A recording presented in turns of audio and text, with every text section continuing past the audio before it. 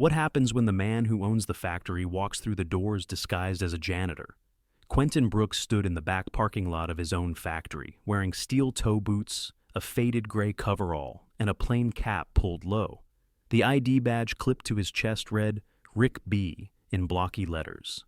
He'd grown out his beard, added fake reading glasses, and dyed the gray out of his hair. Even his voice was slightly gruffer than usual, practiced over weeks. He hadn't been to this particular location in 3 years, not since he bought the 11-factory chain from a retiring owner. It was the second largest site, about 80 workers total, and he'd never met most of them personally. That was the point. He needed to see it for what it really was. Complaints hadn't triggered this visit. The numbers looked fine, but something felt too polished. Reports from the district manager were always vague, scripted. Productivity stable. Minor staff turnover. Lots of new hires. Quentin hated that kind of language. It always meant something was being hidden. So he'd slipped in through the back that morning, introduced himself to the hiring manager as a last-minute temp from a cleaning agency. No questions asked. They were short-staffed, apparently. Too many people quitting in the last month. Lockers that way, Rick, a woman with dark under-eye circles had told him. You'll start on the floor after lunch. Bathrooms first. He'd nodded. Got it. The factory was loud, dusty, and hot. Machines buzzed non-stop. Workers moved like clockwork, heads down, timing themselves against conveyor belts. No music, no talking, just the rhythm of pressure and repetition. Quentin kept his head down. He scrubbed break room tables, swept hallways, and cleaned a clogged sink in the men's room. It gave him time to observe. He saw a guy in his 20s get chewed out for asking to change gloves. He overheard a supervisor laugh at a woman who said her back was hurting, but the worst came just after 1:30. Quentin was wiping down a vending machine near the sorting zone when he heard the shout, "Move! Move!" A scream followed. Something metal crashed, then silence. He rushed over and saw a young man, maybe 19, lying on the floor, clutching his leg. Blood was spreading fast beneath him. A conveyor belt had jammed, and a rusted metal panel had snapped loose, catching his knee. Quentin saw the broken latch hanging there. It looked like it had been patched with tape. "Someone call a damn ambulance!" he yelled, dropping the mop and kneeling down. The supervisor, tall, skinny, bald, walked over, face pale. He should have reported that machine last week. I told him... You told him what? Quentin snapped. That he should work around it? The kid was shaking. I asked for help. No one listened. 2 workers stood nearby, frozen. One of them, a woman in her 40s, knelt beside Quentin and applied pressure to the wound without a word. Her hands were rock steady. "Hang in there," she whispered to the boy. "You're going to be okay." The ambulance arrived 10 minutes later. By then, Quentin had already taken photos of the broken machine, the blood on the floor, and the shoddy repair. He saw the fear in everyone's eyes, not just from the injury, but from speaking up. After the paramedics left, the floor manager barked, "Everyone back to work. Show's over." Quentin didn't move. He stared at the man. "Rick, right?" the manager said, frowning. "You're new. Get back to cleaning." Quentin stood up slowly. "What's your name?" "Derek." "You're the manager?" "Yeah. Why?" Quentin looked him dead in the eye. "Because the kid nearly lost his leg under your watch. And you're worried about production." Derek's face tightened. "I don't know who you think you are, but you will." Quentin turned and walked away without another word. He found the woman who'd helped with the injury. She was in the break room, washing her hands in cold silence. "You did good back there," he said quietly. She glanced at him, tired but kind. "I've seen worse." "What's your name?" "Celine Vance." "You always step in like that?" She shrugged. "Somebody has to. This place, it's not safe, but no one listens." He nodded slowly.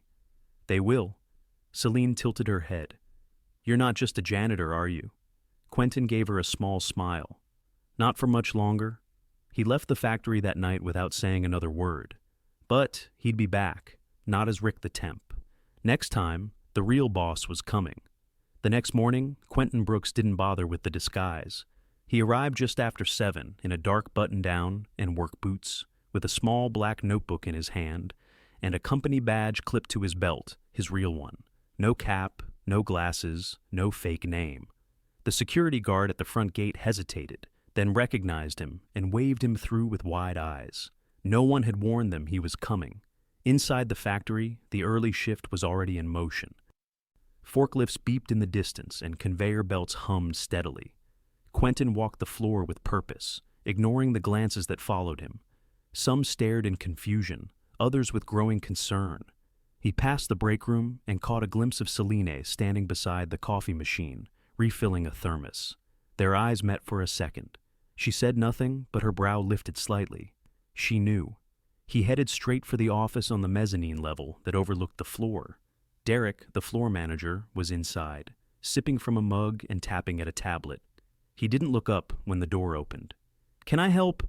"Yay." His voice choked into silence as he raised his eyes. "Mr. Brooks?" Quentin shut the door behind him. "You've got 5 minutes to explain why a machine with a broken latch was still in rotation," he said calmly, "and why a 19-year-old nearly lost his leg on your watch." Derek's mouth opened and closed twice. "Aye, sir. I didn't know you were coming in today. I would have. I'm not here for courtesy. I'm here because I saw it with my own eyes," Quentin cut in. "You told the kid to work around it? I didn't mean he was supposed to report maintenance issues through the system. I can't babysit every line worker." "You don't have to babysit them. You just have to make sure they don't get maimed doing their jobs." Derek's expression hardened. "Look, I've got 80 people to manage. We're understaffed, and corporate's been slow hiring. If we shut down every line with a loose panel, we'd miss every delivery date we've got." "So you knew about the latch?" Derek hesitated, then sighed. "It was flagged last week. Maintenance said it wasn't urgent. I told the kid to be careful." Quentin stared at him. "You're done here." "What?" "Gather your things. Security will escort you out." "You're firing me? We're short-staffed already." "I'll take temporary oversight myself. You ignored a safety hazard. You dismissed a serious injury. That's not leadership." Derek's jaw clenched, but he didn't argue further. Quentin turned and opened the door. By the time he walked back down to the floor, word had already spread. People looked up from their stations. Some straightened their backs. Others glanced at one another, unsure what to expect. Quentin didn't address them yet. He spent the next 2 hours walking the entire facility. He asked names, observed workflows, took notes. If anyone asked why he was there, he simply said, "Watching." His first stop was the far loading dock, where cartons were being prepped for shipping. A woman in her mid-30s was stacking boxes with methodical speed, sweat darkening her collar. "How long you been here?" he asked. 8 months, she said, not slowing down.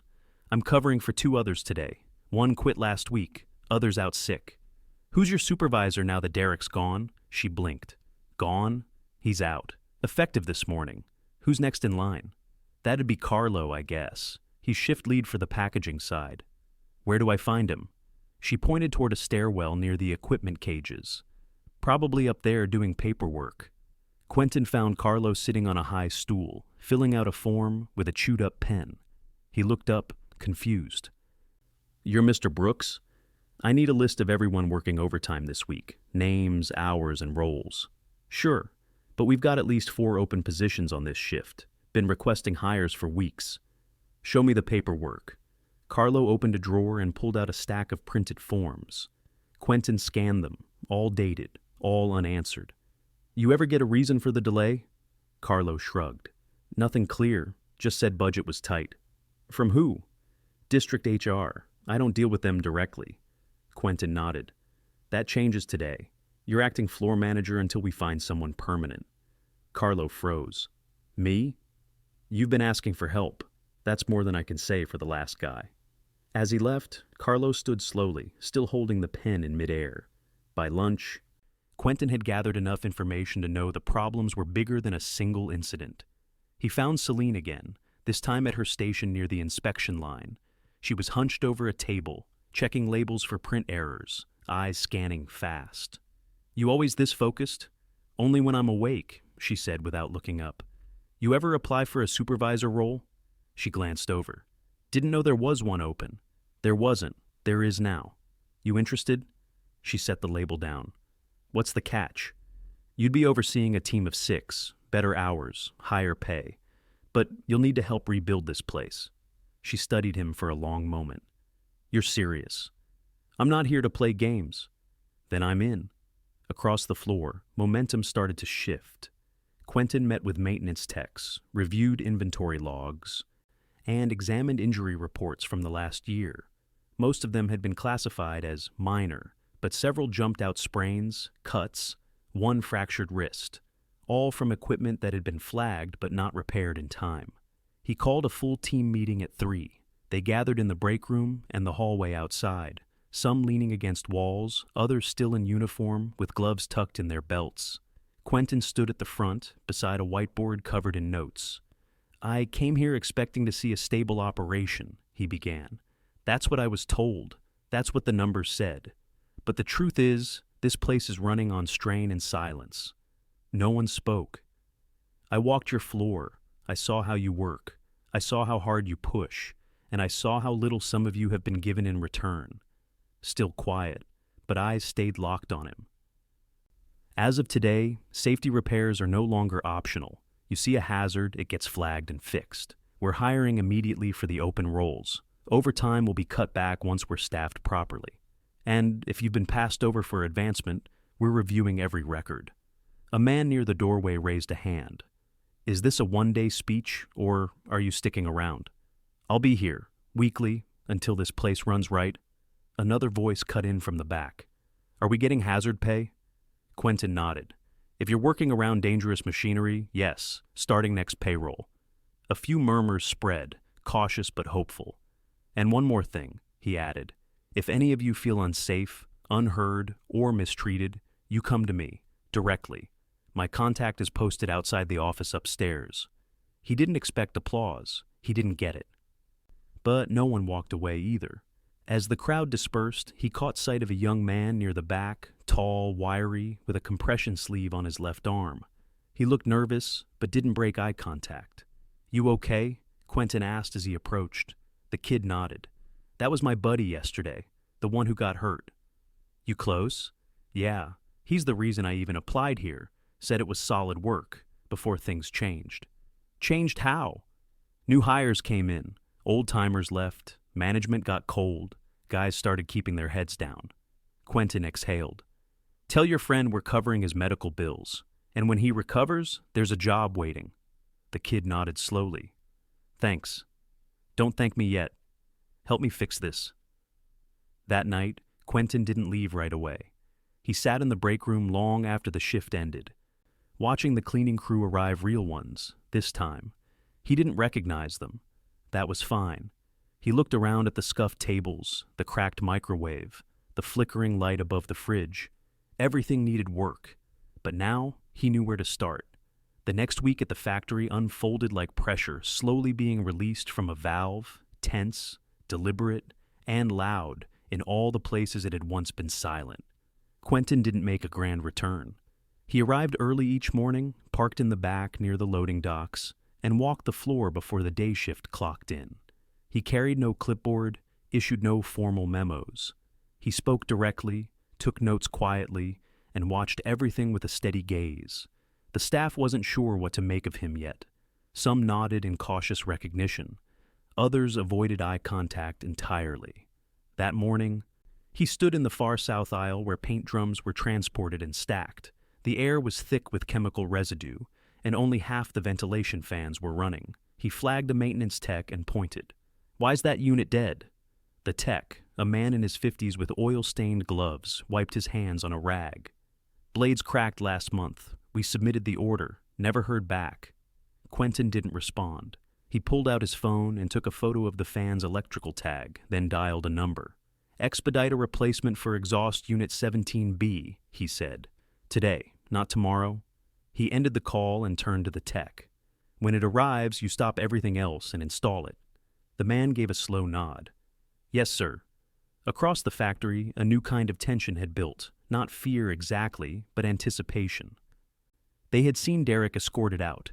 They'd watched Carlo step in and take over the floor, and they'd noticed the changes starting to ripple through. But it wasn't trust yet. It was curiosity. By mid-morning, Quentin joined Selene near the inspection tables. She was reviewing a new shipment of label stock. Thin paper rolls sat stacked in crates beside her. She motioned him over. "These aren't what we ordered," she said. "Wrong adhesive. They'll peel under heat." "Who authorized the purchase?" "No idea. I checked the approval log, nothing." He scanned a label. It was a different supplier, one he didn't recognize. "Reject the shipment. Send it back." Celine raised an eyebrow. "Won't that delay packaging?" "We'll delay it, not cutting corners for speed." She nodded and pulled out her radio to contact receiving. As he turned to leave, she stopped him. "Something else," she said. "There's been talk about the night shift. You might want to look into it." "Talk about what?" "Favoritism. Shifts being assigned based on personal connections. Some people haven't been rotated in months." Quentin didn't answer. He changed direction and headed toward the back staircase that led to the second-floor offices. Upstairs, the lights overhead flickered slightly. The office hallway was quieter than the floor below, carpeted in a way that dulled every footstep. The night shift supervisor, a man named Tyson Ward, was leaning back in a rolling chair behind a glass partition, sipping from a sports drink and scrolling through his phone. He looked up with little urgency. "Didn't know you were in today?" Tyson said. "You assign night shift rotations?" "Yeah." "Is there a problem?" "Explain the rotation process." Tyson shrugged. "We try to keep things stable. If someone's good at a task, we keep them on it. Reduces training time, less mistakes." "Who determines who's good?" "I do." Quentin stepped inside the office and shut the door. "I reviewed the last 6 weeks of logs. Same employees on high pay stations. Same few stuck on cleanup and line reset. No pattern of rotation, no cross-training. That suggests favoritism." Tyson leaned forward, voice defensive now. "Look, I've been here longer than almost anyone. I know who pulls their weight. I also pulled the HR files. One of the workers with the worst assignments filed a complaint 3 weeks ago. Said you made comments about his accent. Called him dead weight. Come on, that's exaggeration. The guy barely speaks English. That's not a justification. That's a problem." Tyson stood. "You're going to take one complaint and throw away my career? I'm going to hold you accountable for treating people like equipment. You're done here." Tyson's jaw tensed, but he didn't argue, just stared. Quentin opened the door and signaled to security. "Escort Mr. Ward off the premises. His access is revoked." Downstairs, word traveled fast. By lunch, the night shift crew, those who'd stayed behind for overtime, began to talk more freely. One man, a Jamaican immigrant named Paul, approached Quentin near the vending machines. "I heard you let Tyson go," Paul said quietly. "I did." Paul glanced around. "He used to switch my station every week, never told me why. Just said I wasn't built for precision. You'll be trained on the inspection line starting tomorrow." Paul's shoulders eased slightly. "Thank you." Quentin nodded once. "Keep doing what you're doing." Later that day, Quentin sat down with Carlo in a small side office, a whiteboard between them covered in names and shift blocks. They were building a new rotation schedule from scratch. "This is going to hurt short term," Carlo said. "We'll have gaps while people train. It'll hurt worse if we don't. We can't keep building a system on fear and silence." Carlo tapped a marker against the board. "You think they'll buy in?" "They already are. Slowly." That afternoon, a delivery truck arrived with the replacement exhaust fan. Maintenance got to work immediately. Within an hour, the air in the back aisle felt sharper, cooler. It was a small thing, but the workers noticed. Around 4, Quentin received a call. He excused himself from the floor and stepped into the conference room. The voice on the other end was calm, precise. "This is Dr. Alan Rivera. I'm the attending surgeon for the young man who was injured last week. His name is Darren." Quentin gripped the edge of the table. "How is he?" "He's stable. Surgery went well, but he's looking at a long rehab." "Will he walk again?" "With time. He's young. That helps." "Please tell him he's not forgotten. We're covering everything medical, rehab, whatever he needs." "I'll make sure he knows." Quentin hung up and stood in silence for a moment. Then he walked back out and headed toward the far end of the floor, where a group of new hires was being briefed by HR. They stood in an uneven line, listening to a young woman with a tablet. He waited until she finished, then stepped forward. "Welcome," he said simply. "You'll hear a lot about how this place used to be. Ignore it. We're building something better." One of the new hires, a tall woman with calloused hands, raised her chin. What changed? He met her eyes. The people stopped being invisible. She gave a single nod. The next day, a bulletin went up in the break room. New training tracks, posted openly. No more hidden promotions. A calendar marked the next 4 safety audits. Anonymous feedback forms were collected at the end of every shift. And by the end of the week, 2 more broken machines had been pulled from the floor. Still, there were setbacks. One afternoon, Quentin found a line supervisor shouting at a worker who dropped a crate. The tone was sharp, relentless, personal. "Pick it up, or I'll find someone who can actually think." Quentin stepped in before the supervisor saw him. "You're done." The man spun around. "He nearly shattered the batch." "Then you retrain him. You don't humiliate him." "He's cost us 2 pallets this month." "Then we figure out why, but you will not raise your voice in this factory again." The supervisor opened his mouth, stopped, then left without another word. Quentin turned to the worker, a young woman with braces on both wrists. "You hurt?" She nodded. "Not bad, just sore." "Take the rest of the shift off. Report to medical. You'll be reassigned tomorrow." She blinked. "I thought I'd get written up." "Not today." By week's end, the floor felt different, still loud, still fast. But the silence had changed. It wasn't fear anymore. It was focus. Celine had stepped fully into her new role, coaching 2 junior inspectors through a complex workflow. Carlo walked the aisles hourly, not from obligation, but curiosity. And Quentin, he kept showing up, not to check boxes, but to make sure no one disappeared again. By the start of the 3rd week, the factory buzzed with a cautious steadiness. Not comfortable, no one had illusions that everything was fixed, but something had shifted beneath the surface. Rumors of the CEO working shoulder to shoulder with the line crew had made their way through every shift. No one called him Rick anymore. Quentin entered through the back again, not to hide, but because that's where the workers were. He didn't stop by the upstairs offices. Instead, he moved directly to the staging area near the pallet jacks, where shipping delays had been stacking up due to a shortage of certified forklift operators. Carlo was already there, clipboard in hand, talking to 2 workers in Navy uniforms. "We've got 3 shipments sitting idle," Carlo said. "No drivers available until after 4. Quentin stepped in. "Why hasn't that CERT program we requested gone through yet?" One of the workers answered first. "District HR said we needed to hit a quota before they released training funds." Quentin pulled out his phone and made a call, short and direct. "We're paying for our own certification program. No delays. Give me a timeline by end of day." He ended the call and turned to Carlo. "Once they're trained, rotate them in. Don't assign anyone more than 3 consecutive days on forklifts. I want eyes fresh and backs unstrained." Carlo nodded and started writing names. Across the floor, the improvements were visible. New gloves distributed, updated signage near machines, and a longer buffer between shift turnovers. But it wasn't the policies that mattered most. It was the fact that people had started speaking openly. Quentin found Cellini near the back corridor, kneeling beside a unit that had been flagged for excessive vibration. She had a small tablet in one hand, the maintenance log open. "Second time this week," she said without looking up. "Axle's out of balance again. Whoever's repairing it isn't doing full calibration." He crouched beside her. "Who signed off on the last fix?" She tapped through the interface. "A contractor, not our in-house team." Quentin stood. "That ends today. All repairs go through internal techs from now on. No more outsourcing unless it's specialty equipment." Celine straightened. "We've got the skill, just haven't had the authority." "Now you do." She gave a tight nod and walked toward the maintenance office, already dialing a number.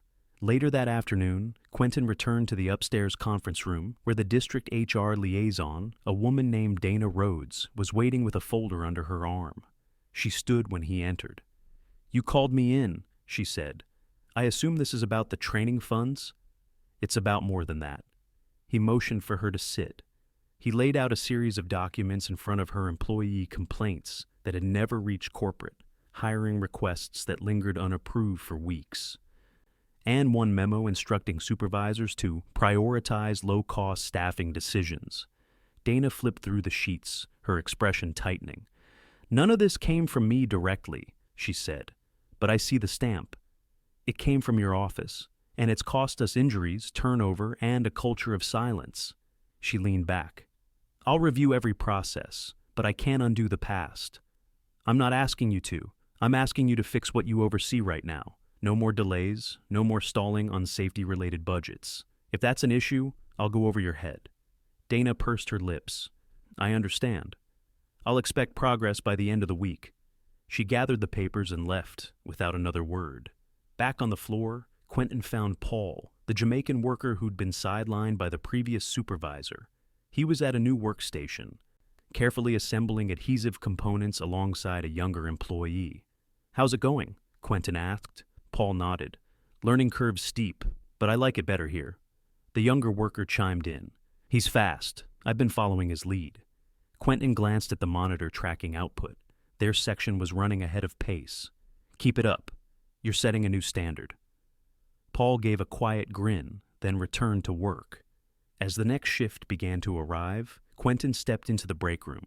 Inside, a new water dispenser had been installed, and the overhead light had finally been replaced.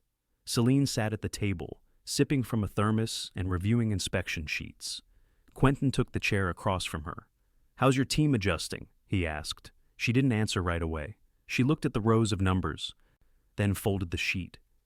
"They're tired," she said, "but they're more confident now. Before, they were afraid to report mistakes. Now they ask questions. That's new." He nodded slowly. "We'll keep increasing headcount, but I need you to tell me if anyone's nearing their limit. I'd rather slow production than risk another injury." Celine studied him. "This place was a machine. People were just parts. You changed that." "I didn't change it alone." "You didn't have to." Quentin stood. "You'll be getting a formal offer for a permanent supervisor role, with full authority over your team, health coverage, stock options, and a seat at the monthly operations council." She blinked. "Operations council? I want someone from the floor in that room. No more decisions made without understanding the impact." She looked down at her thermos, then back up. "All right," she said. "I'm in." That evening, just as the sun dipped low behind the loading docks, Quentin stood outside the factory near the rear exit. The last of the day shift filtered out, some walking in pairs, others alone. A few waved, one offered a nod. He stayed there until the night shift began to arrive, not to inspect, just to be present, to be seen. A new worker approached hesitantly, a man in his early 20s with a nervous gait. "You're the boss, right?" Quentin nodded. "I just started this week. My uncle used to work here. He said it was rough, back then." "It was." The young man shifted his weight. "He said someone finally showed up who gave a damn." Quentin glanced toward the building. "We all give a damn now. That's the difference." The young man gave a short, thoughtful nod, then disappeared inside. Quentin remained outside a little longer, hands in his pockets, the wind tugging lightly at his sleeves. The factory lights glowed behind him brighter than before. Inside, workers moved with purpose, not rushed, not fearful. Accountability had been enforced, leadership had shifted, and the people who kept the line moving were no longer invisible. He didn't need to walk the floor every day anymore, but he would return, regularly, quietly, and if anything slipped, he'd see it. The culture of silence was over, and no one would lose their voice again.